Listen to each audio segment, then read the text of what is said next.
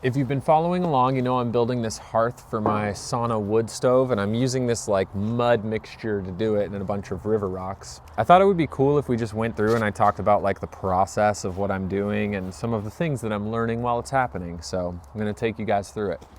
The technique I'm using is technically like cob. It's where you mix mud with like a substrate like straw and you create this elastic material that's kind of like concrete. So I did this side first, and with the first side I had a much better clay consistency. Over here my clay was much runnier, and I'm gonna show you guys what happened because of that.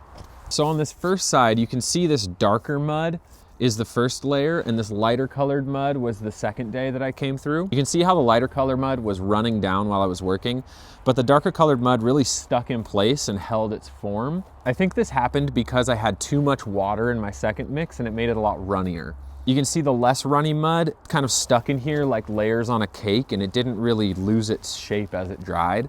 And because of that, the gaps between the rocks stayed relatively filled, and it's kind of like a more solid structure. This is the other side that I was working on day 2. See how there's a lot more gaps in the rocks, and the cob just kind of ran down the face. It's a lot dirtier, and you can see these drips here where everything was running down while it was drying.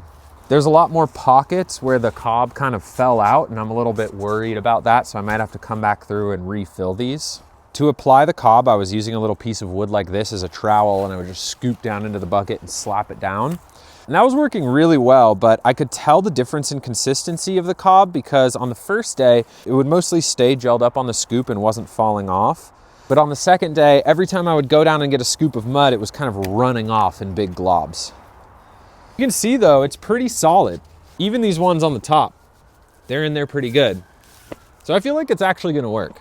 To make the cob, the first thing I had to do was find some clay on the property, and I had already scouted this site out as having a lot of clay in the soil. The way I identified that was that I noticed that water was kind of pooling up in this area. There was also a hole where some kind of animal had like dug down in there, and I could see down into the soil that there was this lightly colored, very fine, sticky substance that I identified as clay.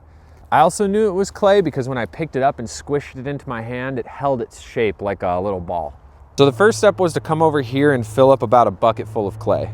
Next, I brought that bucket of clay over to this hole, which I used as a mixing bucket to combine clay and dirt together. You can see I've got a pile of clay right here from my last mix. It's rock hard right now because everything's frozen. And the basic idea was kind of just scooping them together and mixing them around until I got the consistency I was looking for. You can see that this hole's now full of frozen water, so I might not use it again, but we'll have to see what I do for the next couple mixes.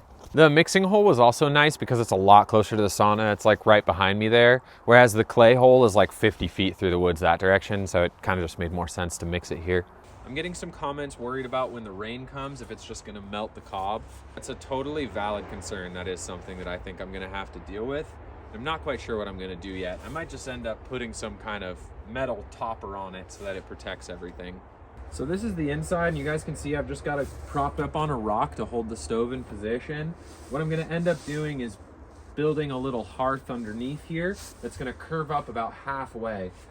The reason I'm doing that is because these steel drums are pretty thin for burning in, so the bottom will eventually corrode. So I just want to have some protection underneath in case that does happen, so that any hot embers don't just fall directly onto wood. They'll be caught in place with a little stone mud mixture.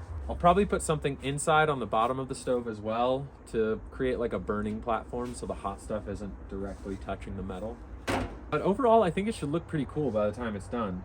I do want to say that all of this is just an experiment and I'm learning as I go. I have built a few things out of cob before, but nothing like this. So I'm not actually sure if it's going to work very well or not. But it's fun to try, it's free, and I've got the materials on hand, and that's kind of what I'm all about. So if you guys like this kind of video, let me know in the comments and I'll do more of them in the future. If you guys want to support my content directly, you can join my Patreon, where you'll also get access to a Discord where we can hang out and chat. Until next time, stay dirty. We'll see you out there.